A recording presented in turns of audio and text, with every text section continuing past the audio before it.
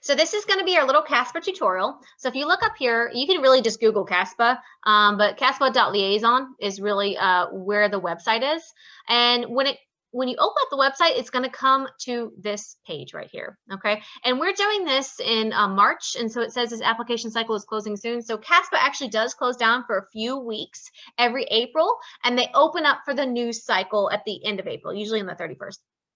And so that's going to be the new application cycle. So if this is 2021, you know, in May or the end of April, May 2021 is going to be the 2021-2022 cycle, okay? Because again, it's not going to close down until the next April. So it's kind of, it's like the fiscal year. It's not always at the end of the actual year. But just remember, April is when CASPA shuts down for a few weeks, and then it reopens for the new cycle.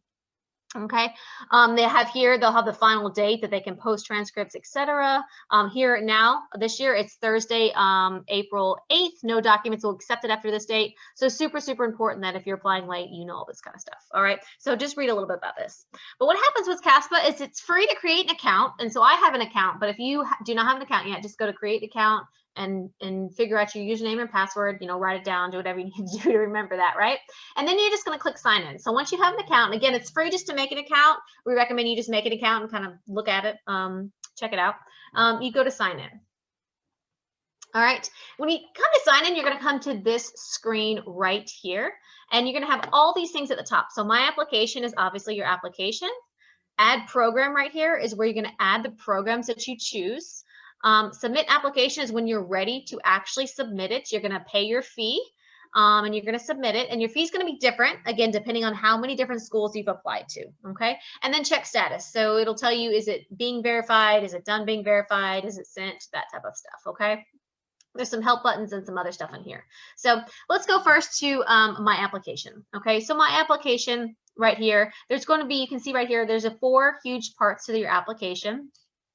And basically, you're going to start with your personal information, which is basically just your demographics, right? Your age, your sex, your race, your gender, all that type of stuff, right? So that's just your personal information.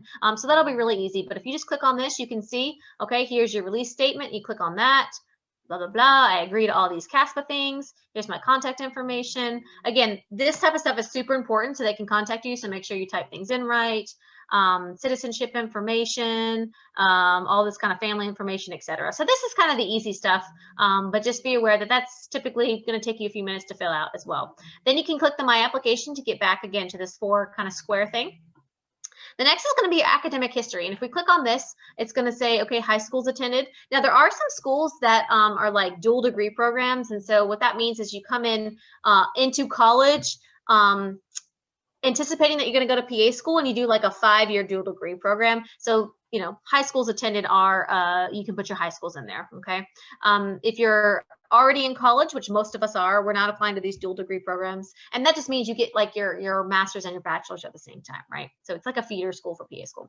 All right, but anyway, so you can add your high school. All you have to do is push add high school. It asks a whole bunch of questions. And then when you're done filling it out, you can push save this school.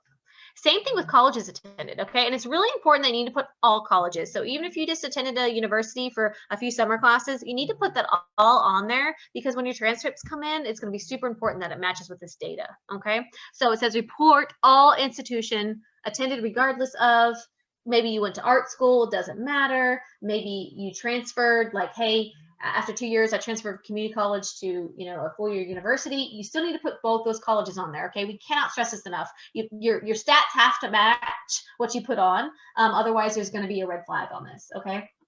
It also says, also report each institution only once. So maybe you went for a year, you took a couple years off and then went back. Still just put the year once, and it'll ask you, and it'll talk about gaps. When you attended, etc. Okay. Again, you just push add college or university. You type it in. So maybe you went to the university of, I don't know, Kentucky or something like that. You know, I spelled Kentucky wrong. And then look, and you can say, okay, University of Kentucky, blah, blah, blah. If you can't find your school, then you can hit the can't find the school thing, okay? And then you should basically just save every single school, add a new school, okay? So this is going to be different depending on what schools you went to, all right? Transcript entry is the next part. So click down here to transcript entry, and it says right here, enter transcript information exactly as it appears on your transcript, okay? Because they do verify it, they do review it, they make sure that it matches. So, you know, if it's like English 2133, you know, composition for writing, blah, blah, blah, write that down exactly what it says, because it will, if it's not exactly the same, or you name it something different accidentally, it's going to delay, okay? It's going to delay the verification of your application. And if that's delayed, you can miss deadlines, you can miss interview dates, that type of thing. So everything. You also don't want to leave out courses. So maybe you're like, oh, I got an F in that course. Don't leave it out, again, because the official transcripts we get from the colleges are going to have to match. And so it just looks shady if you try and leave something out. Just admit it. I didn't do well in that class. Put that in exactly. If you do have transfer credits, you need to enter the credits from the place you took it. So maybe you transferred from one school to another school, you still need to enter in that first school like we talked about. So every school that you've attended, where you actually took the class, even if it did transfer to another school, where you took the class is what you need to put on there, okay? All this information is good information. You know, here is to complete this section accurately. It talks about official copies of your transcripts. You have to list them under certain terms here. And so as you can imagine, like, it's going to take a long time to enter in a lot of this information. So give yourself time for this. Maybe, you know, you say, I'm going to work on this for 30 minutes a day for, you know, however long, or I'm going to take 2 weeks to, you know, fill this out, whatever it's going to be. Give yourself time, because you don't want to be rushing, because you don't want to make mistakes. If you do make mistakes, it's just going to take that much longer to verify, and it might even send up red flags. So give yourself some time for this. It's not fun, it's not exciting, but it is super important to the PA process. And again, remember, you're only going to have to do it once, okay? We fill out one CASPA application and we send it to a whole bunch of different schools. So don't feel stressed, the fact that you're gonna have to do this 100 times, right? No, you only have to do it once, which is great. The last part of the section here is going to be your standardized testing, okay? So your standardized testing, you can say, I'm not gonna add any standardized tests. If English is your second language, some schools require, you know, the TOEFL test. Maybe you've taken the MCAT test, maybe you've taken the GRE. And again, if you've taken the PA-CAT or the CASPA test, then you can add those in as well, okay? Note right here, it says, note that self-reporting your scores isn't the same as providing official scores to your programs. If your programs require official test scores, you have to do something different, okay? And so you just have to look at each program for that as well, all right? So that is the academic part. So that's a huge part, right? So you have all the schools you've attended, your transcript entry, your standardized testing. That's a huge part of your application. So again, give yourself time to fill this out, okay? Go back to my application here. Let's look at what else we have. We have supporting information, okay? Evaluations. And evaluations just basically means your letters of reference, okay? Minimum of 3. So everybody needs to have 3 letters of recommendation, all right? But you can have up to 5, a maximum of 5. And we get asked all the time, like, how many should we do? Depends on how many good letters you can get. If you can only get good 3 letters, do 3. You know, getting more, if they're not going to be stellar letters, isn't going to make you look that much better. Some schools only look at 3 anyways. Some schools won't even let you submit more than 3. They'll only take the top 3. So if you have 3 really good ones, do 3. If you've got a 4th or a 5th, you know, and you really think they're going to like your good recommendation, then do that. Okay. Click here, click here, click here, put in the person's name. They'll be emailed this form and they'll be able to do that. Okay.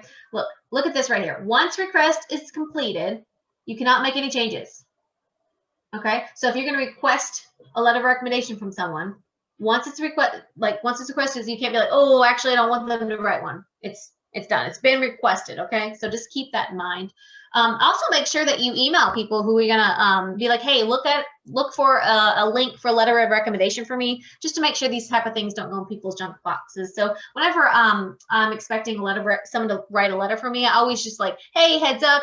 You know, last year when I asked, you said you'd write a letter, expect something in the next week or 2 about them requesting this letter, et cetera, just to kind of remind them that it might be coming, okay? Because people are busy and you don't want this to be what holds up your application. Experiences here. Again, this is going to be your experience. You can write any sort of professional experience. Maybe you're an MA, maybe you're an EMT, maybe you shadowed. All that kind of stuff is here. You know, if you don't have any, obviously you can click this, but really you're going to need some sort of experience to be really competitive for a PA school, and put them all in there. Even if it's just like, hey, I shadowed for, you know, 20 hours here and 10 hours there, put all that stuff in there. Every experience counts, okay? So make sure you put all that stuff in there. Next part of this is achievements. So they can be professional academic achievements. You can look here. If you click here, you can look to review some of the definitions and choose a category. So if you check that, it'll bring it up. It'll say, hey, do you have any awards? Do you have any honors, any publications, any scholarships? You can kind of choose which section in your CASPA application you want it to go under. So keep that in mind too. And again, you know, all this kind of stuff only looks good, can only make you look better. So if you have some of that, if you do, if you don't, that's fine. Then just say I'm not adding any achievements, okay? So not everybody will have to fill out every single application. Licenses and certifications. So maybe you have an MA license, maybe you have a phlebotomist certification, maybe EKG tech certification. I'm not sure, but you can put any license or certification in here. Maybe you're a nurse, you have a nursing license. Again, you can look and see where does it go. If you click on the license certification, click here, it gives you a little bit more information and kind of lets you know how to fill out this section. So please make sure if you do have any licenses, maybe you're a licensed therapist or whatever, put that there as well. Essay, right? So we'll talk a lot about personal statements, essays, etc. in some of our videos. This is where you write it. We recommend you write it in Word, you know, get it perfect and then copy and paste it. Once you submit your application, you cannot edit your essay. Okay, so once your application is submitted, you really can't edit anything. Once it's submitted, okay? And CASPA might finish verifying things, but you can't go in and change things, all right? It's important to note here, your essay cannot exceed 5,000 characters. That is not 5,000 words, that is 5,000 characters, okay? So super important, can't exceed 5,000 characters, so it's just gonna cut it off if you have this long essay. Like, we don't want you to just write one paragraph, but we're also not gonna read 6 pages worth, okay? So keep that in mind. Personal statement, and look what it says. Please explain why you're interested in being a physician assistant, why you wanna be a PA. Make sure you answer that question in your personal statement, okay? And again, you have up to 5,000 characters to make your case, all right? You don't have to use all of them. If you have a really good, succinct personal statement, that's totally fine, but you have that if you need it.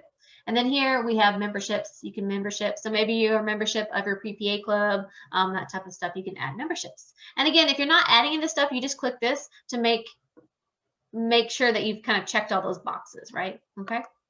That's the third section. And look at the fourth section. So the fourth section is program materials, okay? And so this is going to depend on what programs you chose. And so let's actually go and save this one for a second. How to choose your programs is you go to add programs. And we recommend you already know what programs you're going to choose before you go here, because otherwise, look, like it's super overwhelming. You're like, I don't know, like there's thousands of programs, right? And so let's just say Katie went to South College. So let's just do South College. You filter it. Oh, it's not letting me do that. Hold on. Let's see. University of Kentucky is where I went. Some of these programs have already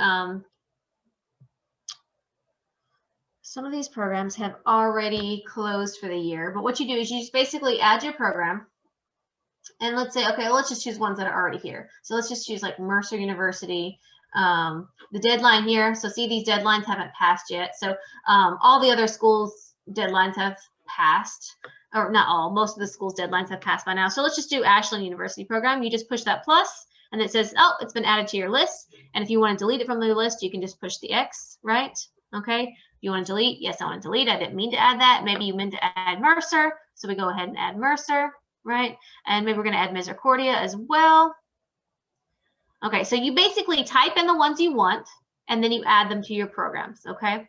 And if I go back to my application and I go to program materials, then all of a sudden, these are underneath program materials. So I have Misericordia, Mercer, I had already added Aldous and Broadus, and the University of Cumberland's, okay? So keep that in mind. So however many programs you're gonna choose here, this is where the individual program stuff is gonna come. Some have special things they want you to fill out, some have special questions they want you to answer, etc. So let's just click on one. So let's just click on Mercer, for example.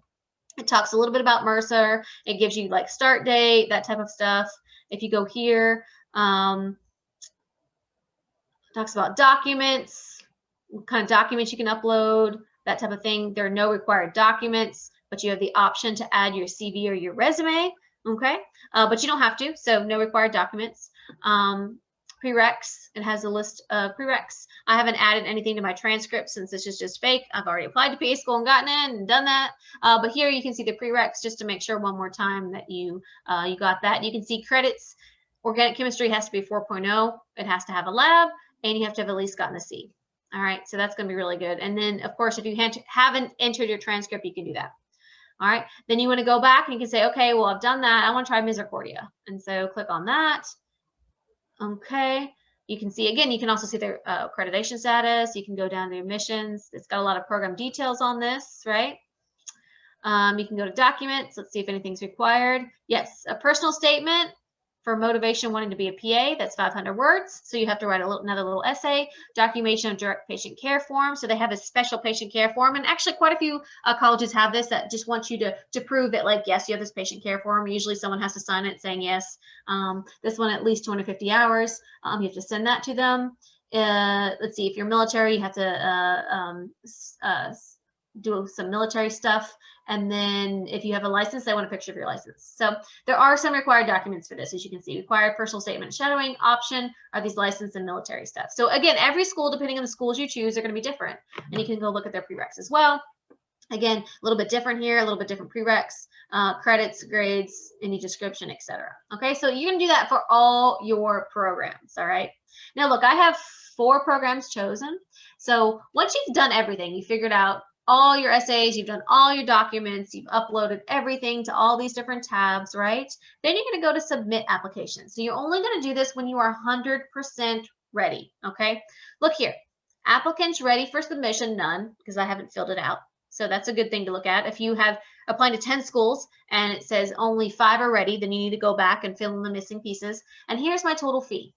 Okay, and the fees change again by the number of programs that you have. We've talked about that in a prior video, etc. So just keep that in mind, right? These green bars let me know that, like, hey, I haven't finished any of these applications. I've just started, and this one I've maybe done a little bit, etc. It also, if you look at here, deadline was March 1st. Look, this deadline is passed. Okay, deadline is passed for this program, so can't apply to that program anymore. This deadline is passed, right? So make sure you delete those programs, right? And now look, fee's gone down because I deleted a program.